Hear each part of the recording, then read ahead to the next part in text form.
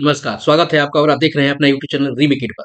बिहार की 1,90,000 विशिष्ट शिक्षक और बीपीएससी शिक्षकों ने जिन्होंने आपको विशेष समस्या के कारण स्थानांतरण के लिए अभ्यावेदन दिया था, इसके निमित्त शिक्षा विभाग ने बड़ा आदेश जारी किया है। न सिर्फ आदेश जारी किया है, एक बड़ी अधिकारियों की टीम गठित की है स्क्रूटनी के लिए। तो इस वीडियो के माध्यम से हम जानेंगे कि ये आपको जो आदेश है, ये आदेश आपको क्या-क्या कहता है। तो ये वीडियो को शुरू करते हैं और देखते हैं कि इस आदेश के तहत कब और किस डेट तक, किस महीने में आपको पूरा का पूरा जो हस्तांतरण का कार्य है वो आपको पूरा हो जाएगा। न सिर्फ हम इसमें जानेंगे कि कौन-कौन से चरण में होगा, हम यह भी जानेंगे कि किस डेट से आप अपने स्थानांतरण के पत्र को डाउनलोड कर सकते हैं।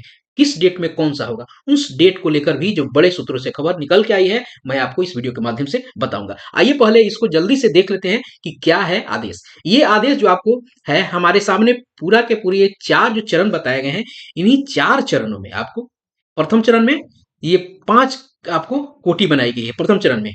जिसमें असाध्य रोग है, गंभीर रुग्णता है, दिव्यांगता है, ऑटिज्म, मानसिक दिव्यांगता है, विधवा और परित्यक्ता है। उसके बाद द्वितीय चरण में है पति पत्नी का स्थानांतरण होगा। तृतीय चरण में जो है ऐच्छिक स्थान से वर्तमान पदस्थापन यानी दूरी के कारण शिक्षिका यानी जो आपको फीमेल्स हैं टीचर उन लोगों का होगा। और चौथे चरण में उन पुरुष शिक्षकों का होगा जिन्होंने दूरी के आधार पर आपको अभ्यावेदन दिया है। उसके अलावा हम आगे जानेंगे इस पे डिटेल आपको एक पूरे प्रेजेंटेशन के माध्यम से मैं दिखाऊंगा। एक बड़ी लंबी ये टीम बनाई गई है पूरी पदाधिकारियों की। ये पूरी पदाधिकारियों की एक लंबी टीम है और इनको एक स्ट्रिक्ट आपको इंस्ट्रक्शन है। हम जानेंगे कि कैसे और क्या होगा और क्या इनको गाइडलाइन दिया गया है। उसके अलावा ये जो आपको अधिकारी हैं, इनको एक चेकलिस्ट आपको देना है।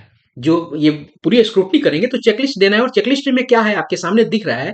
चेकलिस्ट में है इनको देना है कि शिक्षक का नाम देना है, शिक्षक का आईडी यानी ई शिक्षक को उसका आईडी वो है। उसके बाद ये अपना मंतव्य देंगे कि आवेदक द्वारा समर्पित तथ्य और उनके आवेदन श्रेणी के अनुरूप है तो बताएंगे। अगर नहीं है, उस जो जिस कैटेगरी में उसको देना है, जिस श्रेणी में उसको देना है, उसके अनुरूप है कि नहीं, नहीं है तो भी यहाँ देना है हाँ और ना इनको जवाब देना है। उसके अलावा आप नीचे देखेंगे तो चीजें और क्लियर होंगी। आइए देखते हैं उसको। हमने दूसरे में देख लिया कि आवेदक के द्वारा समर्पित तथ्य उनके आवेदन श्रेणी के अनुरूप नहीं है, सहानुभूतिपूर्व विचार किया जा सकता है। यहाँ अगर नहीं वाला मामला बनेगा तब यहाँ लिखा गया है कि सहानुभूतिपूर्व विचार किया जा सकता है। हो सकता है उनकी उम्र हो, चाहे कुछ और चीजें हो, तो यहाँ तो थोड़ी फ्लेक्सिबिलिटी रखी गई है।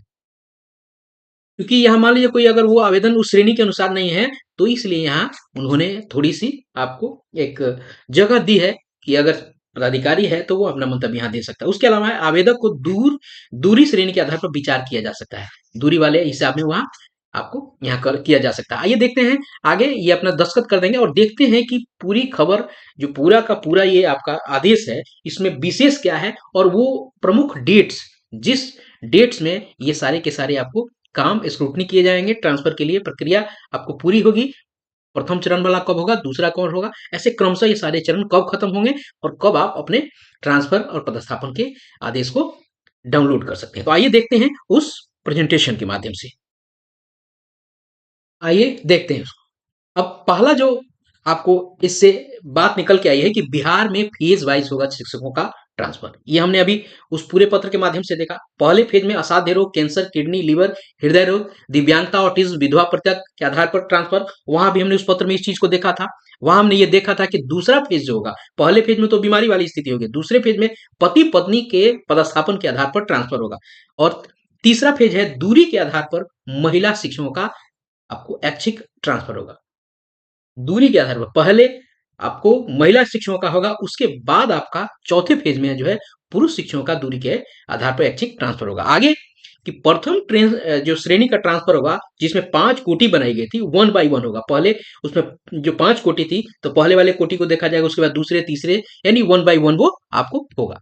उसके अलावा क्या है, इसी सप्ताह को जनवरी में 6 या 7 जनवरी से शुरू होगा ट्रांसफर। जी हाँ, इसी सप्ताह 6 या 7 जनवरी से ट्रांसफर शुरू आपका हो जाएगी। पूरी ट्रांसफर की जानकारी आपको ई शिक्षा कोष पर उपलब्ध होगी।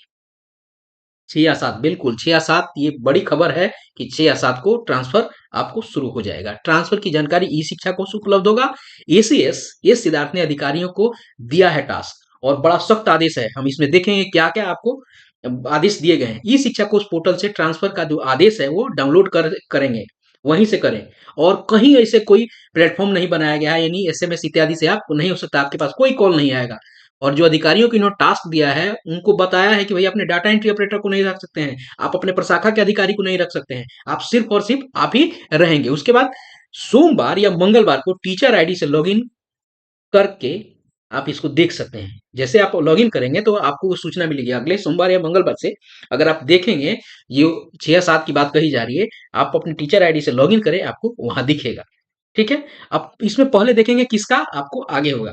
आप हमने देखा कि 16 सदस्यीय अधिकारियों की टीम बनाई गई है। जो हमने अधिकारियों की टीम देखी थी वो 16 सदस्यीय थी।